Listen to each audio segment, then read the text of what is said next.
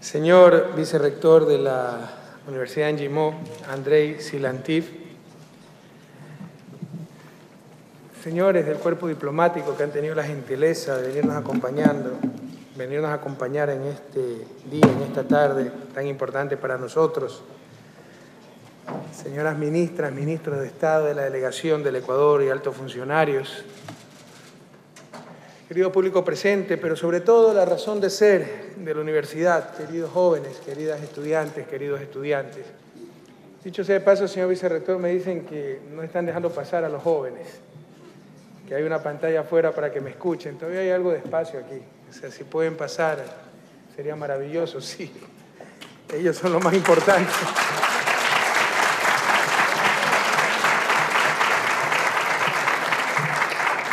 Primero quiero agradecer esta distinción, realmente, como usted ha manifestado, en un breve resumen de mi currículum. Yo vengo de la academia y le extraño mucho la academia. Por eso cada vez que estoy en la universidad me siento reconfortado, me siento revitalizado.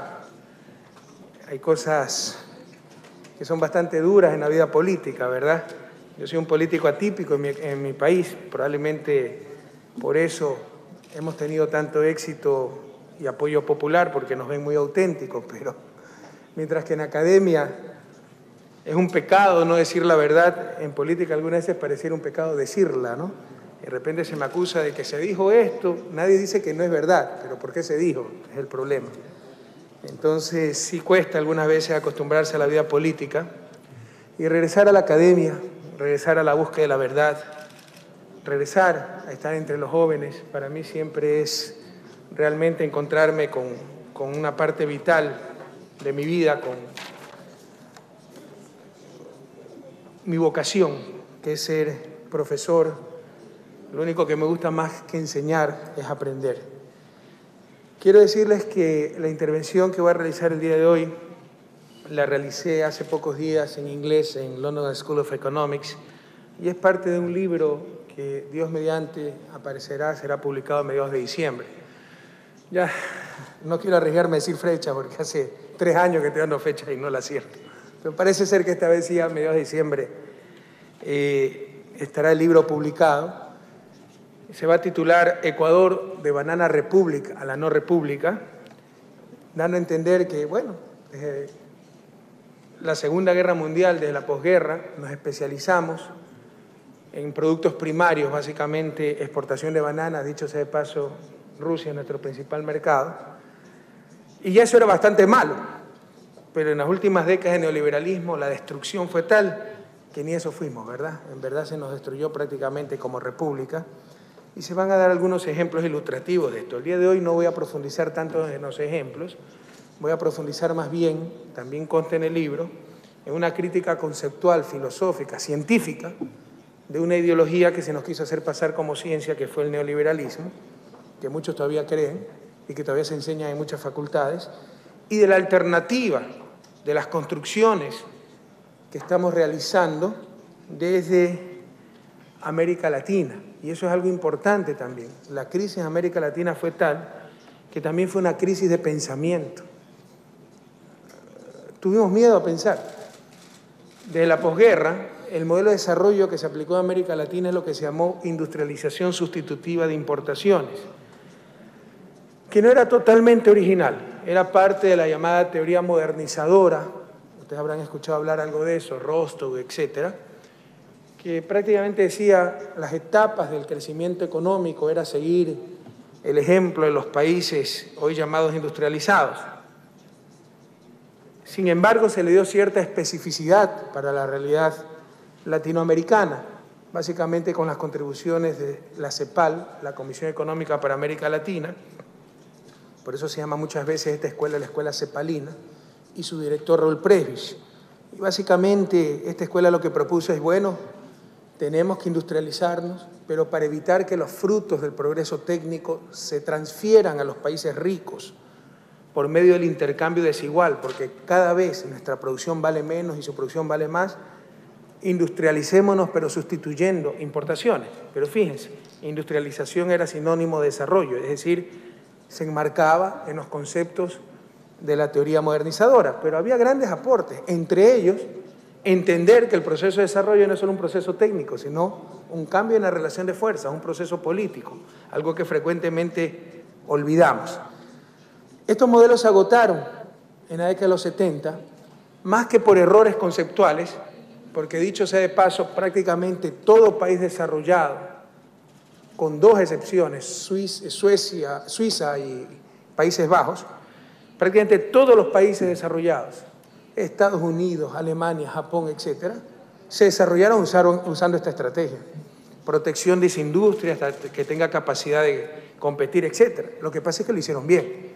En América Latina se cometieron graves errores en implementación, hubo grandes grados de corrupción, hubo grandes niveles también de influencia extranjera en función de sus intereses, no en función de intereses nacionales, como por ejemplo la novelería del endeudamiento agresivo. Nos hicieron endeudar sobremanera, los principales culpables fuimos nosotros, pero también hubo cómplices y encubridores en ese endeudamiento agresivo, y en todo caso la estrategia fracasó. A partir de los 80, lo que se hizo fue administrar lo que se llamó la crisis de la deuda, precisamente porque del agotamiento de los modelos ISI, industrialización sustitutiva de importaciones, salimos bastante endeudados, más la política de Reagan de inicio de los 80, de subir tasas de interés para combatir la inflación, el cese de los créditos, el no pago en el 82 por parte de México de la deuda externa. Cesaron los créditos, tuvimos que pagar más por tasas de interés y empieza lo que se llama la década perdida o la crisis de la deuda.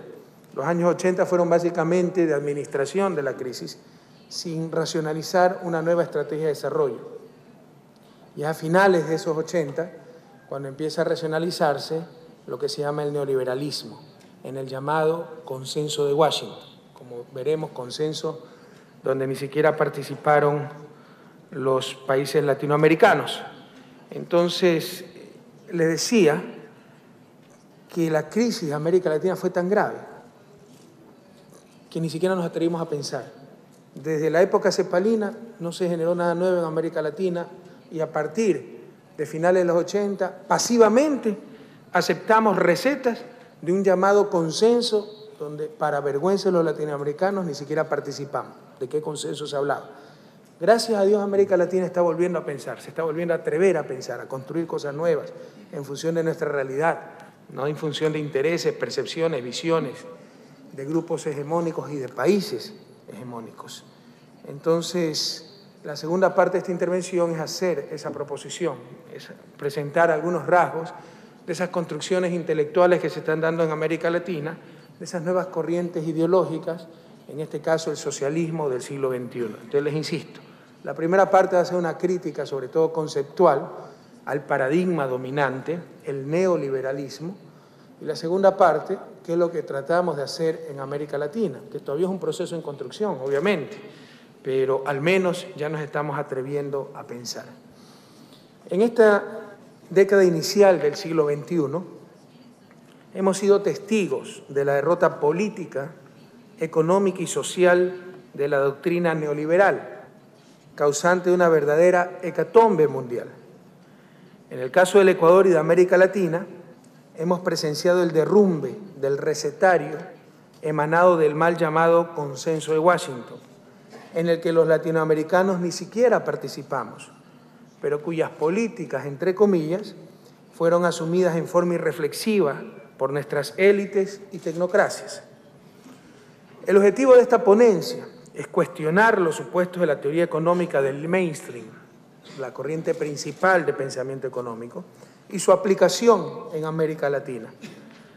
A partir de esta reflexión se presentan alternativas no ortodoxas que estamos construyendo desde el Ecuador y Latinoamérica, a la cual hemos denominado socialismo del siglo XXI.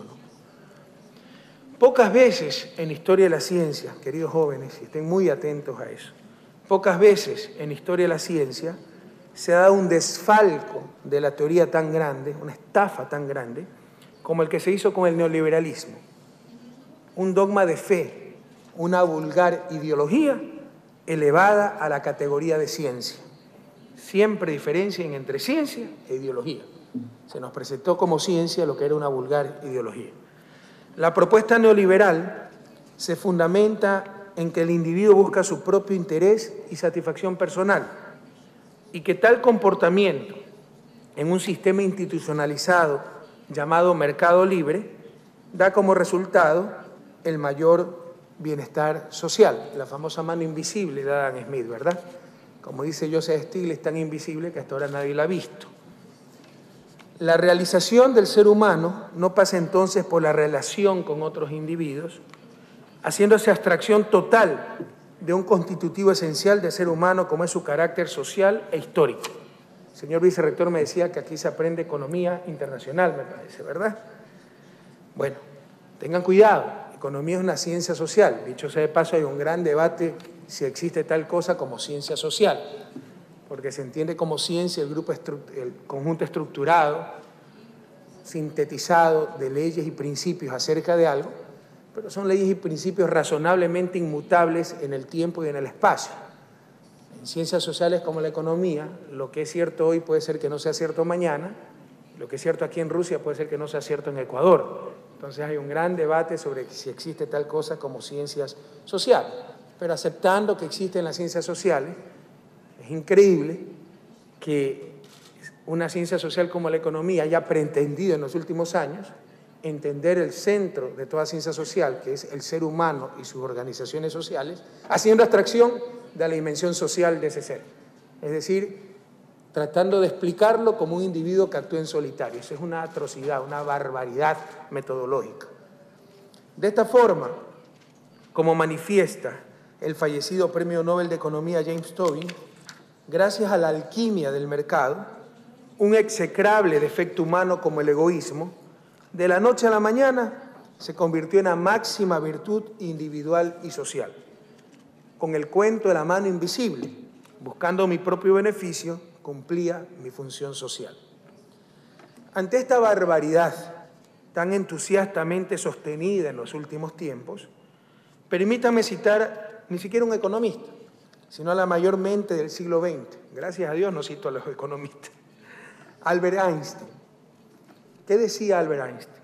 Cito: el individuo puede pensar, sentirse, esforzarse, trabajar por sí mismo, pero él depende tanto de la sociedad en su existencia física, mental, emocional, que es imposible concebirlo o entenderlo fuera del marco social. Permítanme acotar. ¿Ustedes creen, por ejemplo, que la cultura rusa, la cultura ecuatoriana, la cultura china, la cultura norteamericana no condicionan las acciones de los individuos dentro de una sociedad? El marco cultural, por ejemplo. Bueno, la economía o esta ideología disfrazada de ciencia llamada neoliberalismo hizo total abstracción de la dimensión cultural para explicar el comportamiento humano. Además, Einstein muy premonitoriamente sostenía que, cito nuevamente, la esencia de la crisis de nuestro tiempo se refiere a la relación del individuo con la sociedad. Su posición en la sociedad es tal que sus pulsiones, sus impulsos egoístas se están acentuando constantemente, mientras que sus pulsiones o impulsos sociales, que son por naturaleza más débiles, se deterioran progresivamente. Gunnar Myrdal, después de recibir el Premio Nobel de Economía en 1974, y esto era los premios Nobel inteligentes, porque ustedes no saben a cuántas tonterías se le ha dado el Premio Nobel, ¿verdad? Les puedo hacer todo un listado. Las Rational Expectations, ¿no?, de Robert Lucas, que solo ellos se las creen, o los modelos dualistas de Arthur Lewis, que la sociedad, la modernización era que la sociedad tradicional desaparecía e íbamos a la sociedad moderna de la noche a la mañana, como que si los seres humanos eran fichas en un tablero de ajedrez. Pero este sí era un premio Nobel inteligente, además que tenía razón. Gunnar Myrdal, después de recibir el Premio Nobel de Economía en 1974, manifestó que el Nobel era inapropiado para un área tan poco científica como la economía. Myrdal no solo atacó la supuesta rigurosidad científica de la economía, sino también su solvencia ética. Sin negar la abstracción y selección necesarias en todo proceso teorizante, criticaba la deliberada y recurrente inclusión de factores irrelevantes, lo cual llamó ignorancia oportunista. La traductora va a tener un problema con estos términos un poco especiales. Ignorancia oportunista, ¿verdad? Deliberada y recurrente inclusión de factores irrelevantes. Y por otro lado, criticó la omisión de factores relevantes, lo que llamó aislamiento ilegítimo. Aislamiento ilegítimo. Omisión de factores relevantes. Y en eso somos especialistas los economistas, ¿verdad? Por eso hay esa broma, ojalá que resulte en ruso. Ya soy bastante malo para contar bromas en español, en ruso de salir horrible, pero bueno. Veamos, te dice que se pierde un físico, un químico y un economista, naufragan y van a parar a una isla desierta y solo logran salvar una lata de frijoles. Se morían de hambre y ya no sabían qué hacer y no tenían abrelata, la isla era pura arena, ¿cómo abrir la lata? Viene el físico y dice, ya sé, pongámosla al calor del día, al frío de la noche, la lata se contrae, luego al calor del día la lata se dilata, se expande, se revienta la tapa y nos comemos los frijoles. Viene el químico y dice, tengo una idea mejor, pongamos la lata en el agua del mar, las sales marinas corroerán la tapa, se abre la lata y nos comemos los frijoles. Y viene el economista y dice, tengo una idea mucho mejor. Supongamos que la lata está abierta, comámonos los frijoles, ¿verdad? Entonces, omisión de factores relevantes.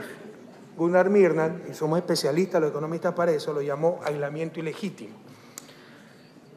Estos vicios, decía, existen en el proceso de construcción de los modelos económicos. Ignorancia oportunista, inclusión de factores irrelevantes, y aislamiento ilegítimo, omisión de factores relevantes.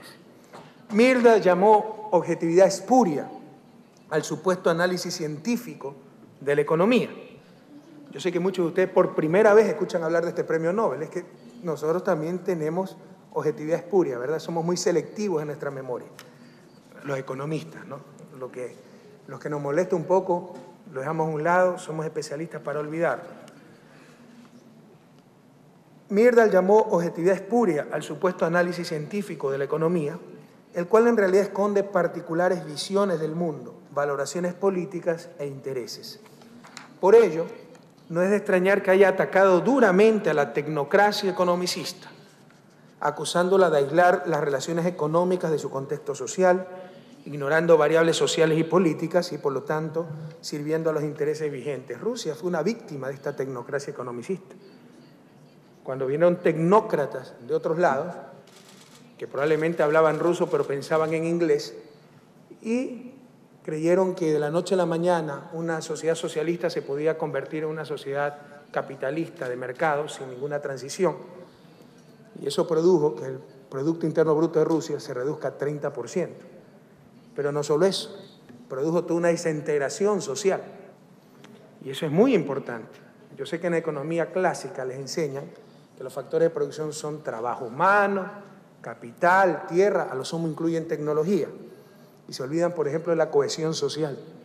Si no hay cohesión social, si no hay un proyecto nacional, incluso si hay gente muy talentosa, pero todos alando para su lado, yendo en su propia dirección, el país se inmoviliza. Y eso es lo que le pasó a Rusia, con la destrucción, el cataclismo social que causó el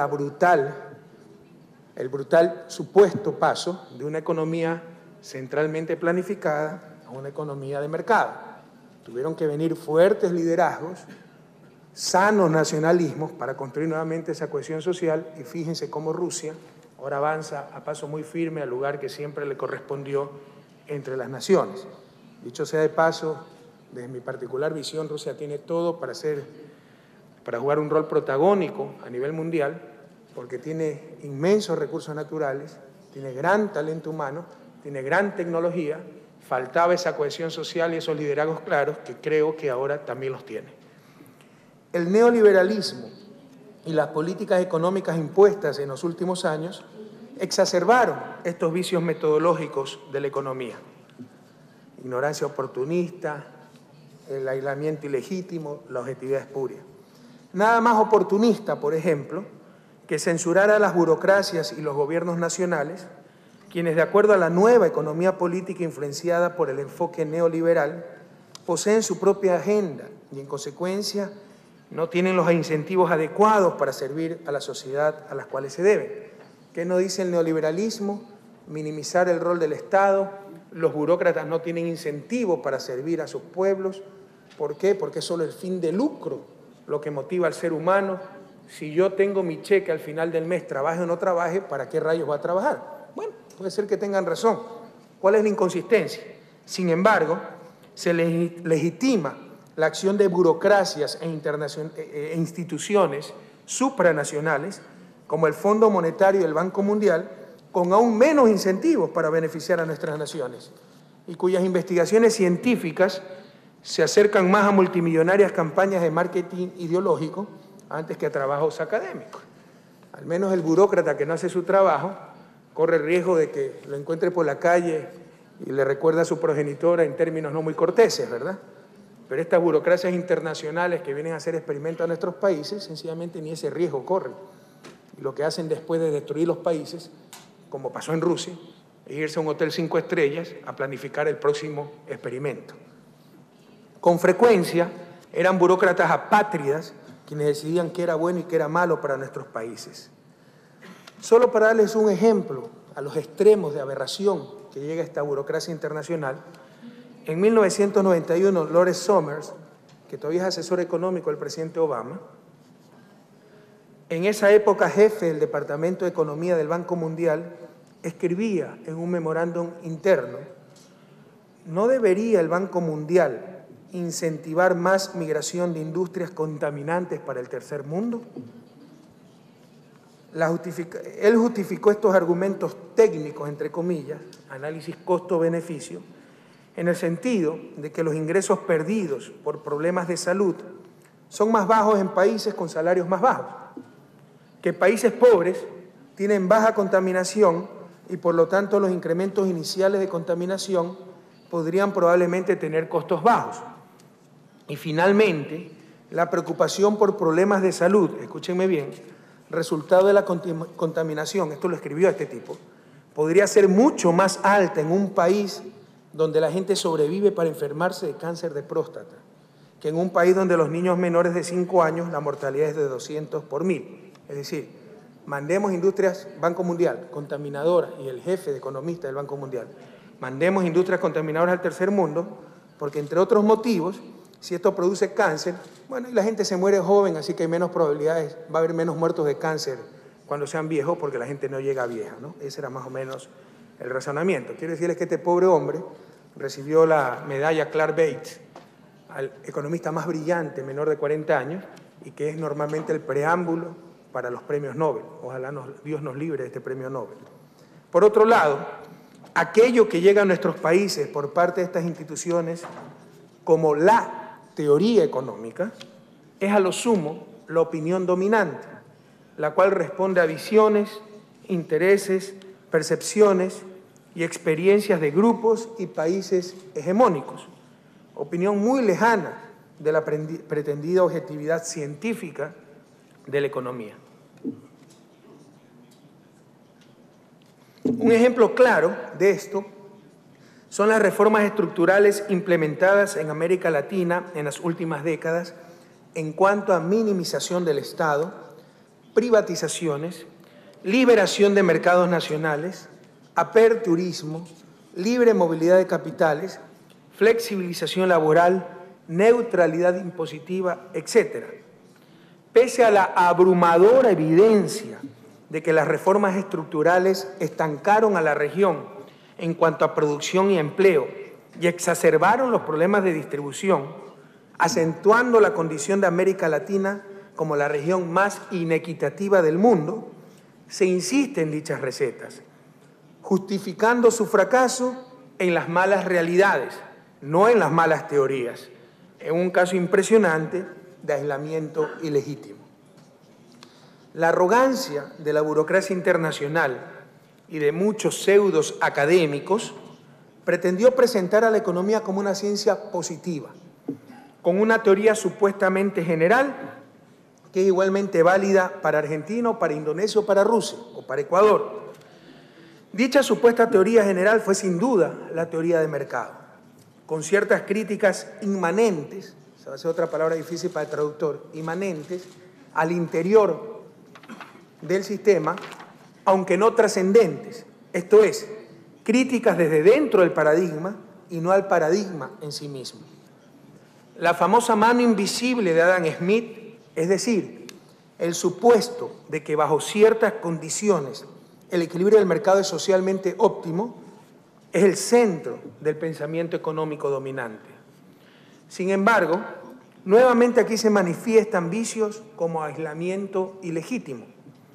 Solo en un mundo idealizado, de información perfecta, ausencia de poder y bienes privados, esto es, bienes con rivalidad en el consumo y con capacidad de exclusión en el consumo, el mercado logra la maximización del bienestar social.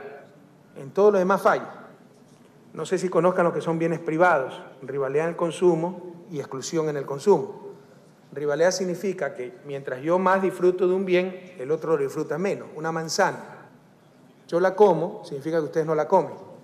Pero esta conferencia, si una persona más entra, va a poder disfrutar o sufrir de la conferencia, como prefieran enfocarlo, sin perjudicar la satisfacción o el sufrimiento de los demás, ¿verdad? Entonces, aquí no hay rivalidad en el consumo, es un bien de consumo colectivo, ¿ok? Y un bien puede tener exclusión o no. Esta conferencia tiene capacidad de exclusión, yo cierro las puertas y no pueden entrar. Entonces, cuando hay capacidad de exclusión hay precios, se pueden poner precios en el mercado. En esta conferencia no hay precio, pero un cine tiene que pagar la entrada para poder ver la película, ¿verdad? Pero ¿qué pasa? Si el cine está vacío, muchas más personas pueden disfrutar de la película sin ningún costo social adicional. En consecuencia, el mercado no va a proveer eficientemente esos recursos, esos bienes de consumo colectivo o sin rivalidad en el consumo. Y si no hay capacidad de exclusión, el mercado no los va a proveer en absoluto. El medio ambiente es un bien sin capacidad de exclusión. En consecuencia, no va a tener precios. Y el mercado no se va a interesar en absoluto de proveer ambiente puro, por ejemplo. Eso lo va a tener que hacer el Estado, la acción colectiva. Entonces, eso es un supuesto fundamental. Solo bienes privados con información perfecta, con ausencia de poder de mercado, en teoría el mercado asigna eficientemente y se produce la mano invisible. Lastimosamente, estos supuestos son tan extremos que resultan ideales o peor aún, fantasiosos. Y pese a aquello, los economistas ortodoxos se han quedado tan solo con el asumido y tal vez deseado resultado final. Es el chiste que le contaba. Supongamos, comámonos los frijoles. Supongamos que hay información perfecta, supongamos que hay ausencia de poder de mercado, supongamos que todos son bienes privados, ahora sí el mercado es lo máximo, ¿verdad? De esta forma, mientras que la razón de ser de ciencias exactas como la física es el reconocer que el mundo real no es un vacío libre de fuerzas, la teoría económica dominante se ha empeñado en convencer y convencernos de que el mundo funciona en un vacío social, político y cultural. Algunas veces pienso que los economistas vamos al revés de la ciencia. La física parte del vacío, el modelo más simplista, ustedes dan un impulso, ese impulso tiene eficiencia infinita. Pero como el mundo no es un vacío, sabemos que va a haber una fuerza de resistencia, en consecuencia va a tener que haber un motor que dé permanente impulso. Tendremos que ver la manera de minimizar esa fuerza de fricción o de resistencia, y de ahí surge la ingeniería mecánica, todas las demás ramas que parten de ciencias duras como la física y se convierten en ingeniería y sus diferentes ramas. Los economistas vamos al revés, de un mundo tremendamente complejo, con gran cantidad de fuerzas, poderes, etcétera, simplificamos todo hasta convencernos que es el vacío, y ahí sí no funcionan nuestros modelos, ¿verdad? Por eso, parafraseando a John Kenneth Galbraith, la doctrina económica ha nublado la capacidad de entendimiento de los economistas. Pero aún, peor aún, la ideología del libre mercado, con su pseudo-positivismo, tiene en sí misma varias externalidades sociales que van contra la razón de ser de la ciencia económica. De esta forma, como sostenía Tobin, James Tobin, Premio Nobel de Economía en 1982, ya fallecido, cito, provee racionalidad al egoísmo individualista, garantizando a aquellos que lo ejercen, por encima de todo, acumular riqueza material y que se sientan nobles patriotas al promover la riqueza de las naciones al estilo de Adam Smith. Las consecuencias de esta legitimización del egoísmo individualista es tal vez el más grave legado del neoliberalismo en América Latina, donde hablar de responsabilidad y conciencia social se volvió prácticamente un anacronismo, pues el evangelio del mercado garantizaba que al perseguir el lucro personal, el individuo racional y maximizador estaría cumpliendo con su función social. Todo esto ha llevado a la pérdida de valores individuales y de cohesión social, sin los cuales, independientemente del sistema económico vigente, ningún país del mundo se ha desarrollado. La búsqueda del bienestar social implica encontrar la manera más eficiente de satisfacer las necesidades individuales y sociales y requiere el juzgamiento y calificación de dichas necesidades. Sin embargo, el pseudopositivismo del pensamiento económico dominante impide cuestionar el origen o legitimidad de las necesidades. Es decir, bajo la premisa de la supremacía del consumidor, seguramente han escuchado este término, le encanta a los neoliberales, la supremacía del consumidor, todo lo que el consumidor busca es lo que necesita, sin cuestionar cómo se generaron dichas necesidades o si se trata de carencias reales o simples caprichos. Mucho tendrían que decir otras ciencias sociales como la sociología, la psicología social y la antropología sobre el origen de ciertas necesidades y proponiendo mecanismos para controlar la creación de necesidades absurdas, tal vez cumplirían con más eficiencia el objetivo de la economía, que es el bienestar humano. Para justificar el individualismo y la ausencia de juicios de valor, la teoría de mercado sostiene que si dos agentes racionales con información adecuada realizan un intercambio voluntario, ambos quedan mejor que antes.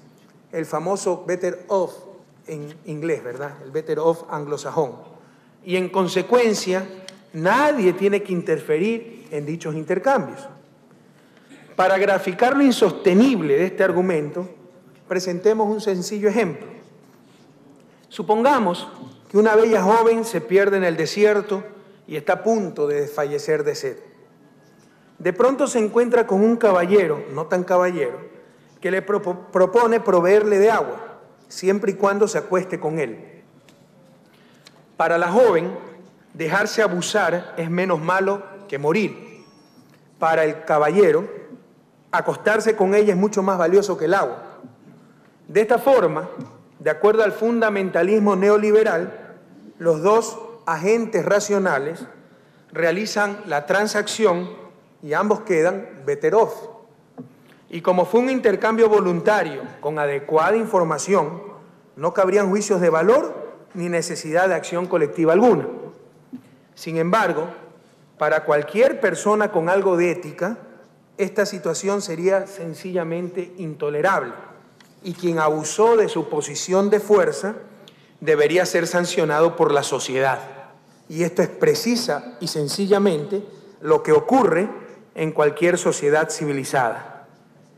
El problema entonces no es la necesidad de realizar juicios de valor y de acción colectiva, sino el absurdo de pretender que positivismo científico en una simple ideología. Quiero decirles que ese también fue el problema de este pobre hombre llamado Lawrence Sommer. Estaba abusando de su posición dominante, de su posición de fuerza, frente a los países pobres, frente a los países subdesarrollados. Pero, ¿qué va a entender un tipo así estas cuestiones de ética, de valor y de moral? Por otro lado, la teoría de mercado se limita tan solo a estudiar la producción, intercambio y consumo de mercancías, es decir, de los bienes susceptibles de tener un precio monetario y ser intercambiados. Esto ha limitado grandemente el ámbito del análisis económico. Más aún, la búsqueda de la producción más eficiente de mercancías ha destruido bienes sociales sin un precio explícito, pero incuestionablemente mucho más valiosos e indispensables para el desarrollo. Sin embargo, incluso limitándonos al estudio de mercancías, en otro caso de aislamiento ilegítimo, sencillamente se olvida que los precios monetarios expresan la supuesta intensidad de preferencias por un bien, pero también la capacidad de pago de los agentes. La teoría económica nos dice, de mercado, que si yo estoy dispuesto a pagar más por un bien, es que aprecio más ese bien. Ya vamos a ver cómo eso tampoco resiste el menor análisis.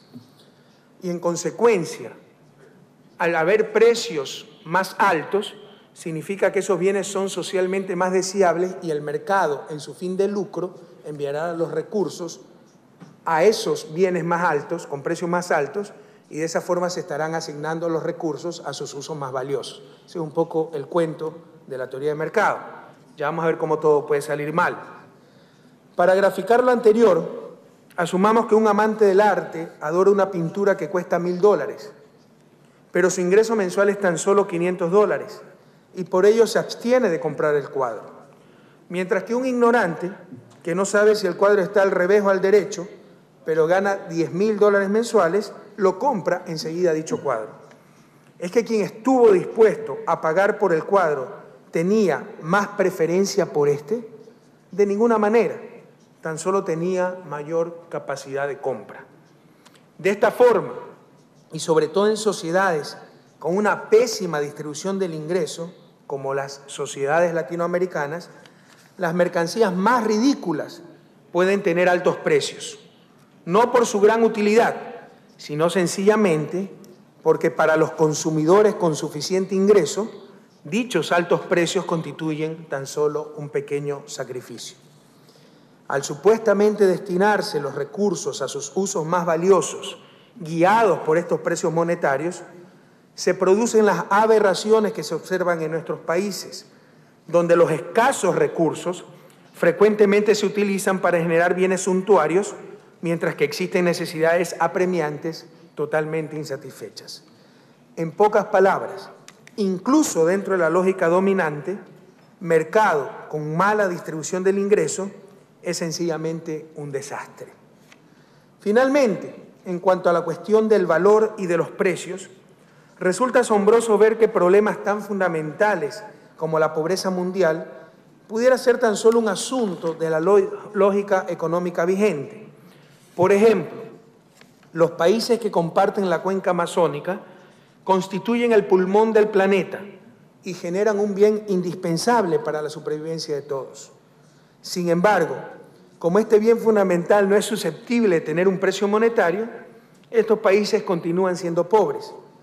Si los países desarrollados tuviesen que compensar a los países de la cuenca amazónica por el invalorable bien que producen, cambiando la lógica económica vigente por una lógica de justicia, tendrían que destinar una cantidad que con largueza erradicaría la pobreza de estos últimos países, los países subdesarrollados.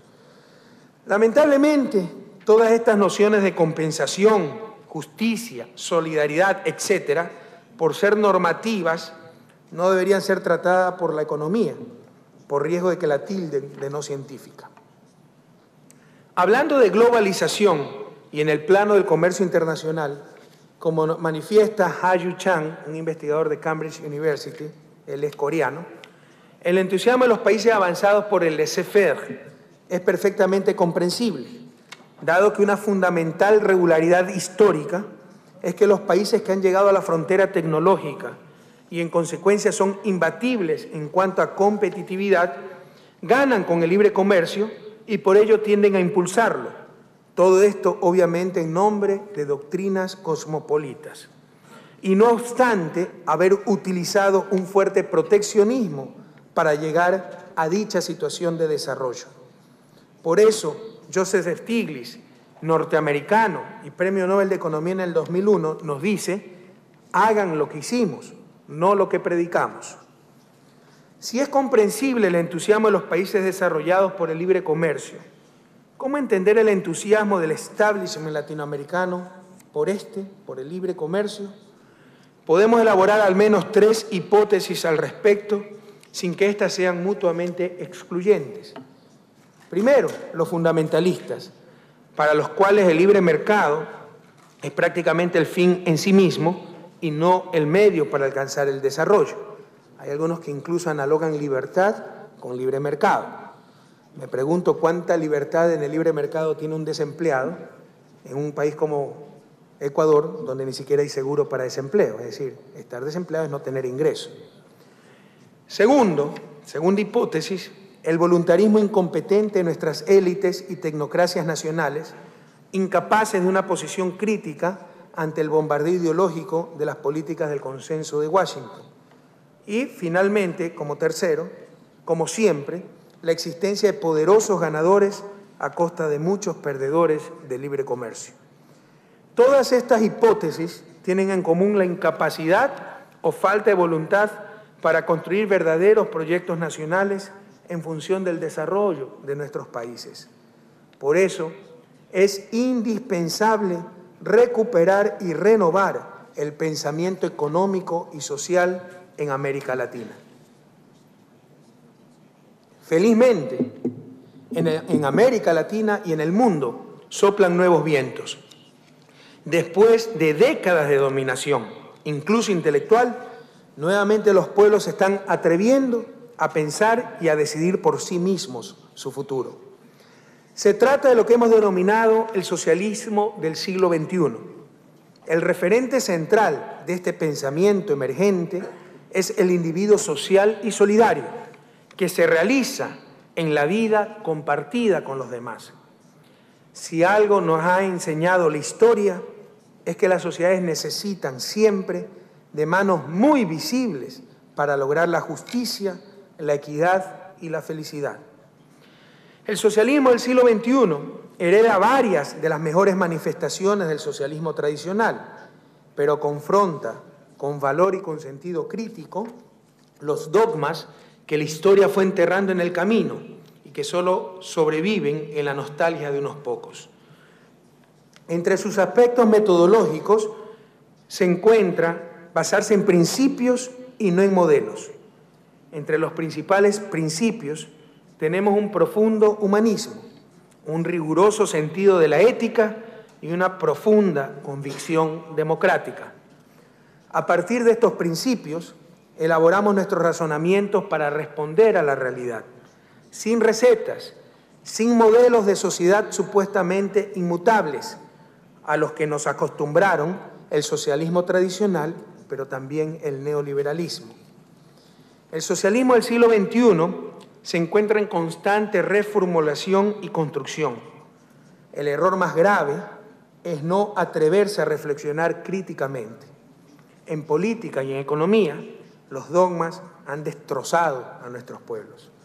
Por eso muchos nos acusan de que el socialismo del siglo XXI no es más que una masa amorfa de ideas y probablemente tengan algo de razón, ya que nuestro socialismo es un concepto en constante construcción y mutación e incluso ni siquiera es único, pero preferimos estar algo acertados a estar, como en el caso del neoliberalismo, rigurosamente equivocados.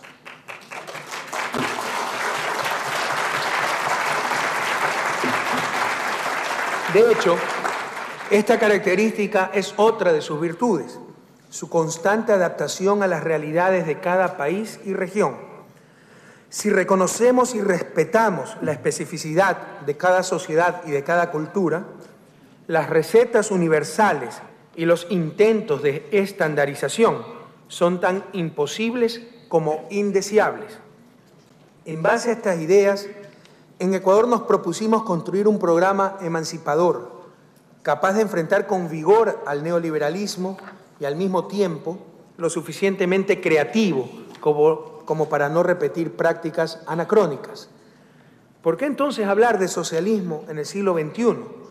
Porque comparte principios fundamentales con el socialismo clásico, en especial la idea de la supremacía del ser humano y del trabajo humano sobre el capital. Es este el principio el que hace que el socialismo del siglo XXI sea completamente antagónico al neoliberalismo, mientras que una de las mayores víctimas de la larga y triste noche neoliberal fue la clase trabajadora, a la cual se la convirtió en un instrumento más de acumulación de capital. Para nosotros, el trabajo humano no es un factor más de la producción, es el fin mismo de la producción. El socialismo del siglo XXI y el socialismo tradicional coinciden en la importancia de la acción colectiva para el desarrollo. Esto contradice frontalmente la apología neoliberal del individualismo como motor de la sociedad. A su vez, la acción colectiva de la sociedad se realiza a través de la representación institucionalizada de esta, es decir, a través del Estado, lo cual verifica el fundamental rol del Estado para el desarrollo.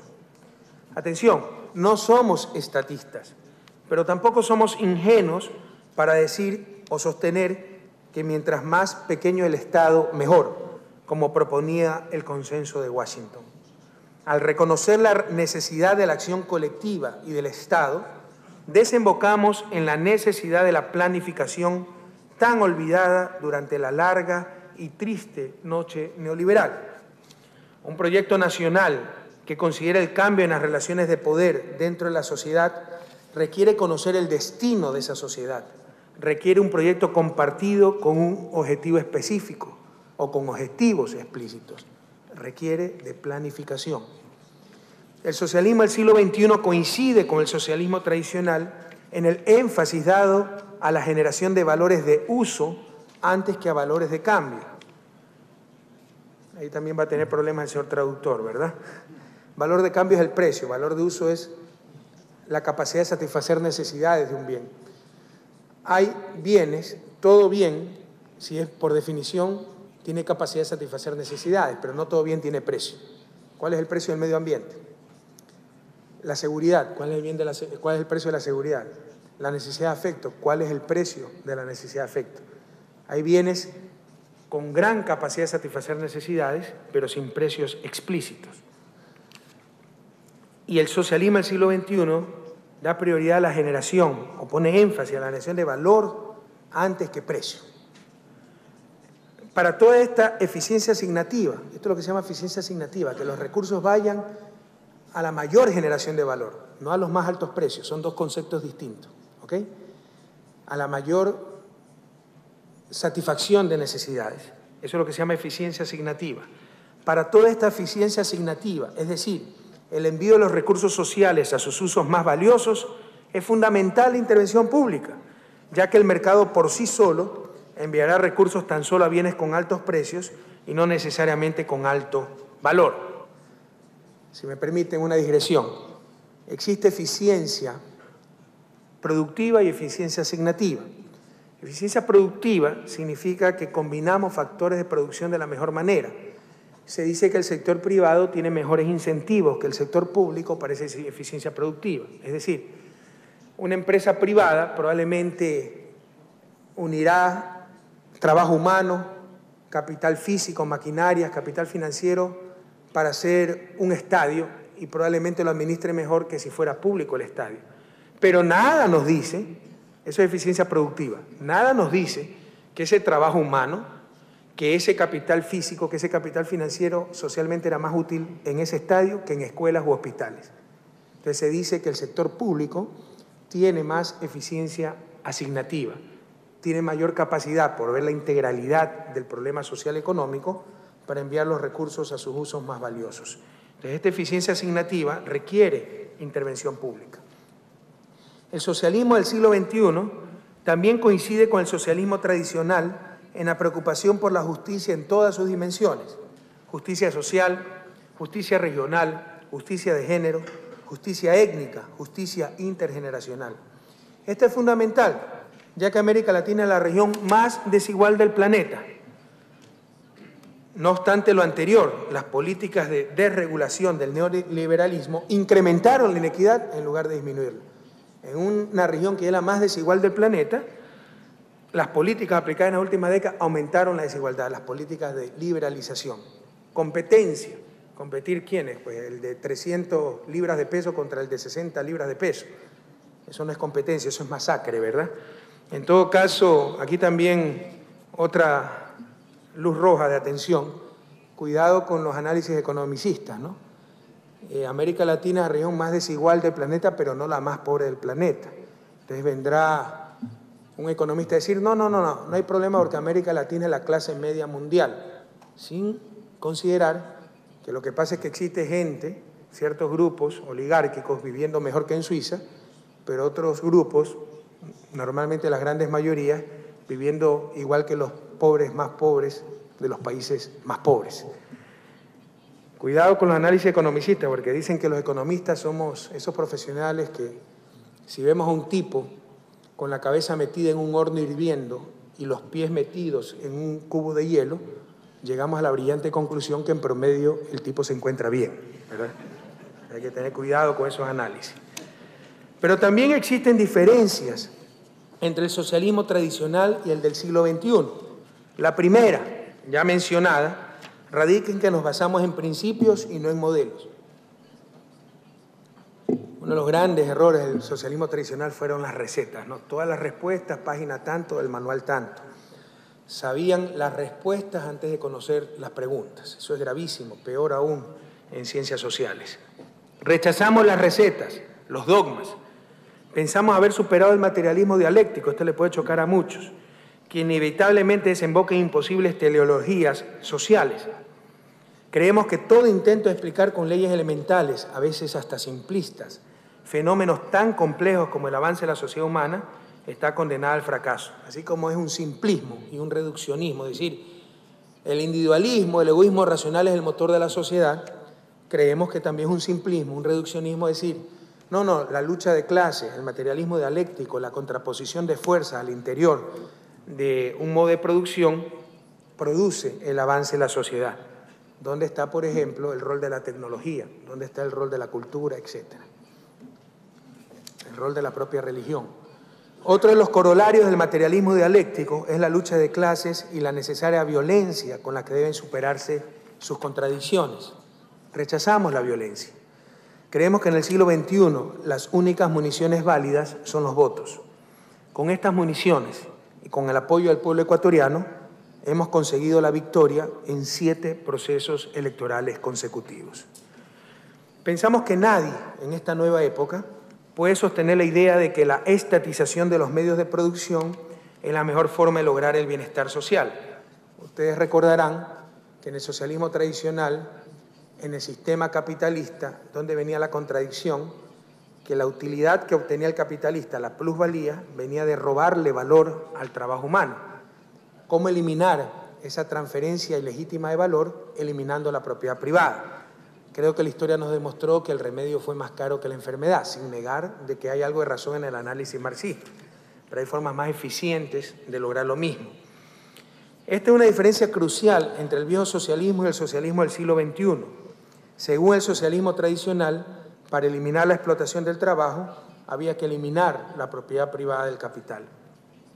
Nosotros no creemos en la estatización generalizada de los medios de producción, con excepciones, como por ejemplo los sectores estratégicos, pero sí creemos en la democratización de todos los medios de producción, es decir, en la adecuada distribución del acervo social, cuya concentración en pocas manos representa una de las mayores fuentes de inequidad. Finalmente, tal vez el más grande error del socialismo tradicional fue que jamás desafió al capitalismo en su concepción de desarrollo. Tan solo proponía un medio más rápido y más justo para llegar a lo mismo, es decir, el consumo de masas, la industrialización, la acumulación. Y este modelo es imposible de ser generalizado. Si todos los chinos alcanzaran el nivel de vida de los neoyorquinos, sencillamente el planeta explotaría. Y nunca el socialismo presentó una noción diferente de desarrollo al capitalismo. Lo que presentó fueron vías más rápidas y menos injustas de llegar a lo mismo.